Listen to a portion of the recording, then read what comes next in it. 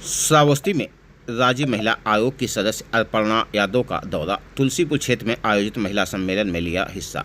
नारी बंधन अधिनियम पर महिलाओं से संवाद। 33% आरक्षण को महिलाओं को घर से सदन तक पहुंचाने को बताया मजबूत कदम। विपक्ष पर निशाना। कानून को रोकने और आधी आबादी के सम्मान को ठेस पहुंचाने का आरोप। कहा, जिस दिन अधिनियम रोका गया उसे काला दिवस के रूप में याद रखा जाएगा। बंगाल चुनाव में मछली वाले बयान को बताया सिर्फ चुनावी फ्लेवर और फेवर। स्पष्ट किया, खानपान और पहनावे की स्वतंत्रता हर नागरिक का मौलिक अधिकार। विपक्षी नेताओं के बयान पर पलटवार। कहा, महिलाएं अब जागरूक हैं, अपमान नहीं भूलेंगी। दावा, आज की महिलाएं राजनीति में आकर अपने सम्मान के लिए मजबूती से खड़ी होंगी। 2027 के चुनाव में जनता विपक्ष को देगी करारा जवाब, बोली अर्पणा यादव। आप सभी दर्शकों का सबसे तेज खबर श्रावस्ती चैनल में स्वागत है। चैनल को लाइक शेयर सब्सक्राइब करें, साथ ही घंटी का बटन दबाना न भूलें, जिससे हर खबर आपको सबसे पहले मिलती रहे। खबर उत्तर प्रदेश के श्रावस्ती जनपद से है, जहां पर आज राज्य महिला आयोग की सदस्य अर्पणा यादव ने नारी बंधन अधिनियम के तहत महिलाओं से वार्ता की और उन्होंने कहा कि सरकार 33% महिलाओं को आरक्षण देकर उन्हें घर से सदन तक पहुंचाने का काम कर रही है, लेकिन विपक्ष इसको रोकने का काम कर रहा है और आधी आबादी को अपमानित करने का काम किया है। इसका जवाब 2027 के चुनाव में जनता विपक्ष को जरूर देगी। इसमें महिला बिल विधेयक पास हो गया, लेकिन भाजपा केवल टाल मटोल कर रही, केवल जनता को गुमराह करने का प्रक्रिया। अरे भाई, खुद ही इतना पढ़े लिखे हो, मैं कहूँगी कि उनको पूरा बिल जो पास हुआ उसमें जाना चाहिए ना, जिस्ट में। और 96 से ये बिल पास कहाँ हो पा रहा है? ये बिल तो 96 से लाया जा रहा है। फिर इसको जो है, जब कोई भी, अभी मैंने अपने वक्तव्य में भी कहा मंच पे कि भाई जब महिलाएं जाती थी, कोई बीजेपी की महिलाएं तो जाती नहीं थी उस समय। तो 96 में तो भाई कांग्रेस की सरकार थी, तो धक्के मार करके कौन हटाता था वहां से, पार्लियामेंट के सामने से? आप लोग खुद मीडिया से जुड़े हुए हैं, आप लोगों के पास, सबके पास फुटेज होगी, देश सब कुछ देख रहा है। और जो प्रधानमंत्री जी ने कहा कि नारी शक्ति, आज की नारी शक्ति और जो पहले थी, हो सकता है कि तकनीकी अभाव के कारण कुछ लोग नहीं देख पाए हो, पर आज की जो नारी है, सबके पास व्हाट्सएप है, सब बहुत जो है फोन सेवी है, बहुत डिजिटाइजेशन हुआ है प्रधानमंत्री जी की वजह से, तो सबको सब पता है। तो ये नारी माफ नहीं करेगी 21वीं शताब्दी की।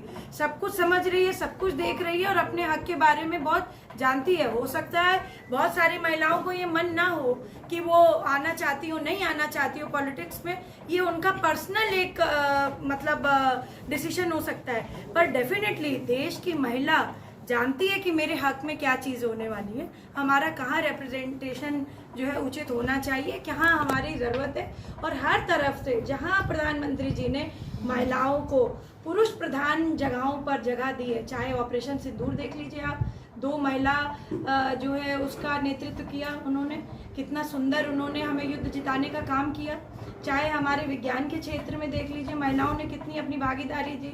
हमारी अभी जो सखी योजना है उसमें कृषि क्षेत्र में देखिए महिलाओं ने कितना जो है अपना योगदान दिया है। तो जहाँ भी हमने ये सोचा कि जहाँ पुरुष अपना अच्छा कर सकते हैं, भाई हमारे अच्छा कर सकते हैं, वहाँ प्रधानमंत्री जी ने कहा कि नहीं, देश की बेटी, देश की बहू, देश की नारी भी अच्छा काम कर सकती है। तो ये प्रतिनिधित्व देने का एक अवसर था और इसको विपक्ष ने जन आक्रोश अभियान के तहत श्रावस्ती पहुंची है।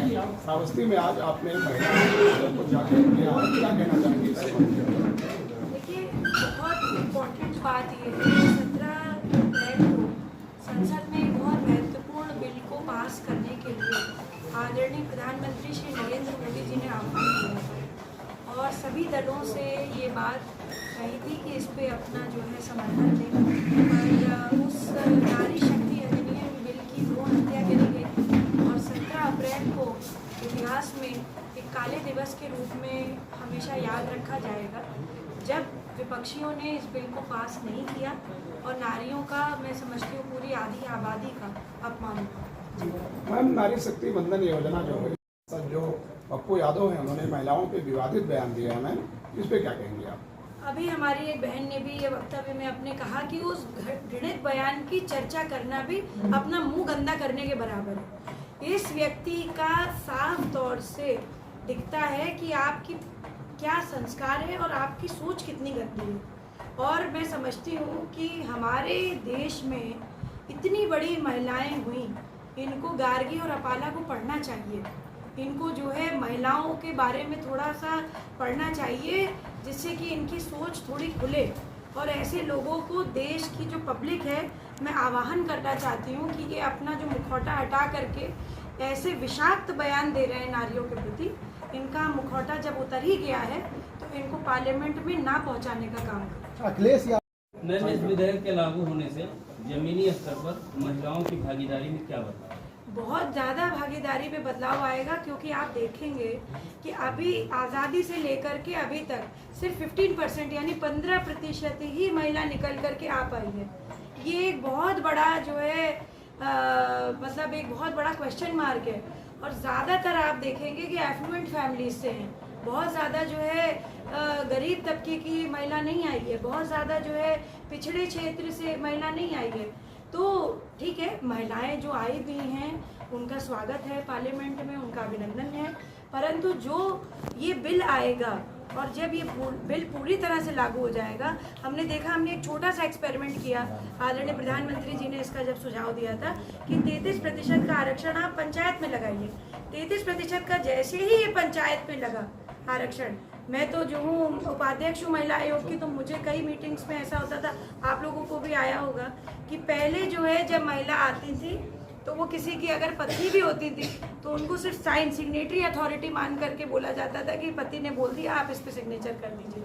और आपने एक बहुत बड़ा फेमस जो है सीरियल, ऐसा कौन सा मतलब महिलाओं के लिए कौन सा अभियान सरकार चलाएगी जिससे आने वाले समय में श्रावस्ती के महिलाओं को भी फायदा होगा? देखिए, ऑलरेडी हमारी महिलाओं से जुझारू रूप से बहुत जो है सारी स्कीम्स चल रही हैं। उसमें हमारा सबसे इम्पोर्टेंट जो स्कीम है मिशन शक्ति के तहत मुख्यमंत्री कन्या सुमंगला योजना है, जिसके मुझे लगता है अभी हमारे पास आंकड़े इस समय मेरे पास एग्जैक्ट नहीं मौजूद है, पर मुझे लगता है कि यहाँ पर भी जितने ज़िलों में मैंने समीक्षा करी है 30,000 से ज़्यादा बच्चियों को पर ईयर कन्या सुमंगला दिया जाता है, जिससे कि मुझे लगता है 25,000 रुपये उसके अकाउंट में ट्रांसफ़र होते हैं जो बच्ची जन्म लेती है। और यही नहीं, इसका बहुत बड़ा क्राइटेरिया है जब तक बच्ची स्नातक नहीं कर लेती।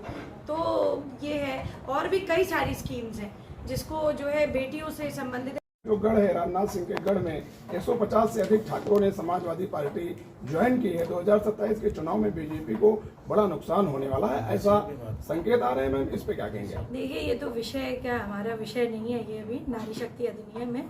और दूसरी बात है, ये जो चल रहा है, ये बीजेपी का केंद्रीय नेतृत्व, प्रदेश नेतृत्व बहुत जुझारू रूप से समस्त जनता के लिए लगा हुआ है। मैं समझती हूँ आने वाले 27 में भी उत्तर प्रदेश में कमल खिलेगा, आप देखेंगे ये बात। सपा सुप्रीमो अखिलेश यादव ने रवि किशन पर तंज कसते हुए कहा है कि बंगाल में 4 मई को जीत के बाद बीजेपी मंसाहार अनिवार्य करने जा रही है। मैम, इस पे क्या कहेंगे आप?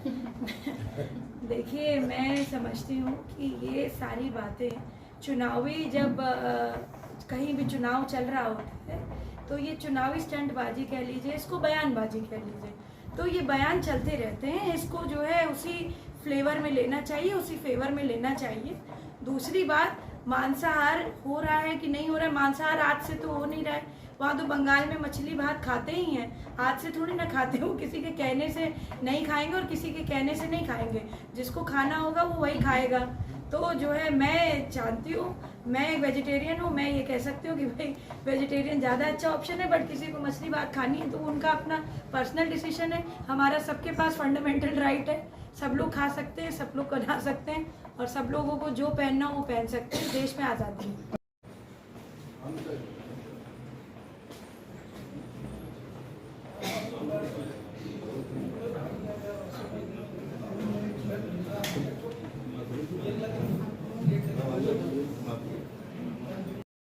बिल्कुल नहीं सुना।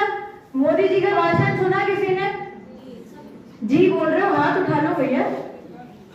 है, हाथ उठाने में भी कोई टैक्स लग रहा है क्या आपका? बताइए, सुना आपने?